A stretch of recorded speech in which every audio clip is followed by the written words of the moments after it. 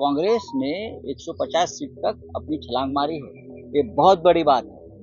और ये ही हम बता रहे हैं कि अगर कांग्रेस 150 की छलांग मार रही है तो हमारा इंडिया ब्लॉक जो है वो बहुमत की ओर जा रहा है। हे राहुल गांधी यांनी सांगितल्याप्रमाणे मोदी मीडिया पोल होता, तो गुजरातचा व्यापाऱ्यांचा शेअर बाजार होता आणि तो शेअर बाजार तुम्हाला आज कोसळताना दिसतोय। आम्ही सातत्याने सांगतोय की देशामध्ये परिवर्तन होत आहे आणि महाराष्ट्रातही परिवर्तन होईल। अद्याप संपूर्ण निकाल आता फक्त कल सुरू आहे, कल। आणि तुम्हाला धक्कादायक म्हणजे देशाचे प्रधानमंत्री नरेंद्र मोदी हे वाराणसीत पहिल्या 3 फेरीमध्ये पिछाडीवर होते। हाच कल आहे, हाच कल आहे। ते ठीक आहे, तो निकाल लागायचा तो लागेल, पण प्रत्यक्ष भगवान ईश्वराचे अवतार नरेंद्र मोदी हे सुद्धा त्यांच्या काशीपुत्र हे 3 फेऱ्यांमध्ये पिछाडीवर होते। हा उत्तर प्रदेशचा कल नव्हे, हा देशाचा कल आहे।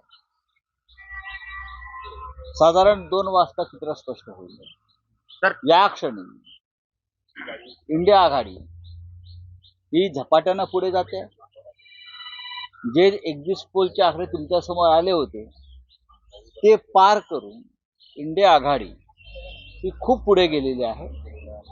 माझ्या आकलनानुसार काँग्रेस पक्षाला 150 जागा मिळतील। काँग्रेस पक्ष 150 पर्यंत पोहोचतोय। जो काँग्रेस पक्षाला 50 जागाही मागच्या लोकसभेत मिळाल्या नव्हत्या, तो 150च्या पुढे जाऊ शकेल असं चित्र मला देशामध्ये दिसतंय। काँग्रेसने 150 जागांपर्यंत पोहोचणं म्हणजे नरेंद्र मोदींचा निरोप समारंभ पूर्ण झाला असं मी समजतो। आणि जे आमचा अभ्यास आहे, आम्ही फील्डवर होतो, महाविकास आघाडी महाराष्ट्रात पुढे राहील आणि देशभरामध्ये इंडिया आघाडी 295 जागांपेक्षा जास्त जागा जिंकेल। कोणत्याही परिस्थितीमध्ये जे एनडीए म्हणताय तुम्ही भाजपच्या नेतृत्वाखाली, त्यांना बहुमत मिळेल असं मला दिसत नाही, पण अद्याप या सगळ्या गोष्टींवर चर्चा करण्यासाठी वेळ आहे। पण नरेंद्र मोदी पंतप्रधान होतील, मला याच्यावरती आता काही बोलायचं नाही। पूर्ण निकाल आले पाहिजेत। तुम्ही माझ्याशी बोलताय, निकाल लागताय, तुम्ही दाखवताय, म्हणून मी फक्त माझी भूमिका व्यक्त करतोय। दुपारी संध्याकाळी 4 वाजेपर्यंत या देशाचं चित्र स्पष्ट होईल। पण आता जो कल दिसतायत, आता नंदुरबारला काँग्रेसचे उमेदवार, तरुण उमेदवार गोविंद पाडवी हे 1 लाख मतांच्या पेक्षा जास्त मताने पुढे आहेत। आता हा 1 लाख मतांचं मताधिक्य कोणी तोडू शकेल का लोकसभा निवडणुकीत? मला अजिबात असं वाटत नाही। नाशिकला शिवसेनेचे उमेदवार राजाभाऊ वाजे हे जवळजवळ 80,000 मताच्या मताधिक्याने पुढे गेलेले आहेत। त्यांचे मताधिक्य कोणी पुढे तोडू शकेल का? मला अजिबात वाटत नाही। किंवा अनेक असे मतदारसंघ, विदर्भातले, मराठवाड्यातले, पश्चिम महाराष्ट्रातले, बीडमध्ये माझ्या माहितीप्रमाणे महाविकास आघाडीचे उमेदवार बजरंग बाप्पा सोनवणे यांनी आघाडी घेतली आहे। पण अजून अनेक गोष्टींना मत व्यक्त करण्यासाठी वेळ लागेल। पण मी इतकंच सांगेन, महाराष्ट्रामध्ये महाविकास आघाडी आणि देशामध्ये इंडिया आघाडी ही पुढे राहील आणि 4 वाजता चित्र स्पष्ट होईल। या देशामध्ये सरकार कोण बनवत आहे आणि प्रधानमंत्री कोण होत आहे।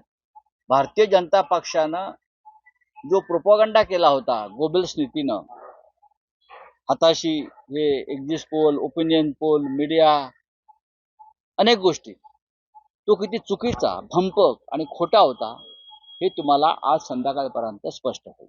सर, एग्जिट पोल को लेकर आपने सवाल उठाया का कि मीडिया पोल था, और प्रधानमंत्री के बारे में कहा कि प्रधानमंत्री पीछे चल रहे हैं। देखिए, प्रधानमंत्री अगर पीछे चल रहे थे कुछ समय तक, यही मैं ट्रेंड मानता हूं देश। जो प्रधानमंत्री अजिंक्य है, अजय है, भगवान के अवतार है, वो भी उनके वाराणसी में, बनारस में पीछे चल रहे थे। ये ट्रेंड है इस देश का उत्तर प्रदेश का पूरे देश में जिस तरह से आंकड़े आ रहे हैं या ट्रेंड दिख रहा है, मुझे लगता है देश में परिवर्तन होने जा रहा है। एग्जिट पोल को लेकर सवाल उठाए पीएम बनने को लेकर आज राहुल गांधी के बारे में उसमें भी लिखा है। देखिए ये अभी बात नहीं है, 4 बजे के बाद मैं बात करूंगा। अभी पूरे नतीजे आने दो, ट्रेंड स्पष्ट होने दो। लेकिन कुछ जगह पर तो 1-1 लाख का लीड है। जैसे हमारे नंदुरबार जो बीजेपी की जगह है, वहां कांग्रेस उम्मीदवार गोविल पाड़वी युवा उम्मीदवार है, 1 लाख से भी ज्यादा वोटों से आगे चल रहे हैं। नासिक में हमारे शिवसेना के राजाभाऊ वाजे 1 लाख वोटों से आगे चल रहे हैं। हाँ, बहुत से ऐसी सीटें हैं हमारी महाविकास आघाड़ी की जहां लाख का मताधिक्य लीड अभी से चल रहा है। उत्तर प्रदेश में जो ट्रेंड मैं देख रहा हूं, वो ट्रेंड जो है वो मोदी जी के खिलाफ चल रहा है। विशाल क्या आघाडीवर आहे? काँग्रेस बंडखोर विशाल पाटील आघाडीवर आहेत. हे पहा, अलायन्स के आकडे ही बताएं, लोकशाही क्या आहे. बताएंगे सर? ही लोकशाही आहे. लोकशाहीमध्ये मतदानाच्या माध्यमातून लोक आपला उमेदवार निवडतात. त्याच्यामुळे एखाद्या मतदारसंघात कोण निवडून आलंय आणि का निवडून आलं त्याच्यावर चर्चा करण्यापेक्षा भारतीय जनता पक्षाच्या विरोधातली एक कार्यकर्ता निवडून आला हे मी मानतो. सर आपने कहा कांग्रेस कितने नंबरों से जीत रही है और बाकी इंडिया कांग्रेस पार्टी मुझे लगता है 150 क्रॉस कर सकती है। जो कांग्रेस पार्टी को 50 सीट भी नहीं मिली थी 2019 में, वो कांग्रेस पार्टी राहुल गांधी जी के नेतृत्व में अगर 150 सीटों का आंकड़ा पार कर रहा है, उसका मतलब है देश में परिवर्तन हो रहा है।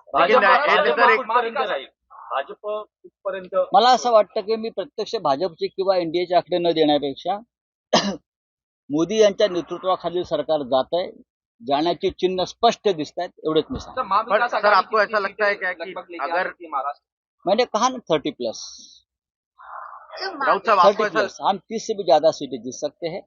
अभी भी आगे पीछे चल रहा है।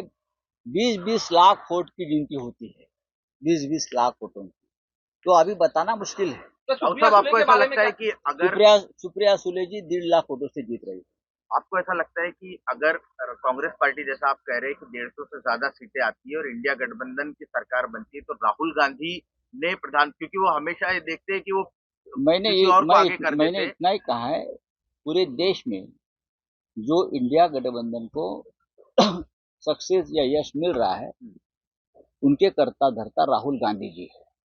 तो राहुल गांधी जी के नेतृत्व में सभी नेता थे, जैसे महाराष्ट्र में उद्धव ठाकरे जी है, तेजस्वी यादव जी है, अखिलेश यादव जी है, ममता जी है, हाँ, सभी नेता हम एक साथ रहे, हमने एक साथ काम किया। शरद पवार साहब है, लेकिन राहुल गांधी ने जो तूफान खड़ा किया, जो आंधी खड़ी की, आप उसका परिणाम देख रहे हो कि कांग्रेस ने 150 सीट तक अपनी छलांग मारी है। ये बहुत बड़ी बात है और ये ही हम बता रहे हैं कि अगर कांग्रेस 150 की छलांग मार रही है तो हमारा इंडिया ब्लॉक जो है वो बहुमत की ओर जा रहा है। महाराष्ट्रातील सर्व बातम्यांचे विश्वासार्ह व्यासपीठ, सकाळच्या सर्व सोशल मीडिया प्लॅटफॉर्मला लाईक, फॉलो आणि सबस्क्राईब करा. तसंच सर्व नोटिफिकेशनसाठी बेल आयकॉन प्रेस करायला विसरू नका.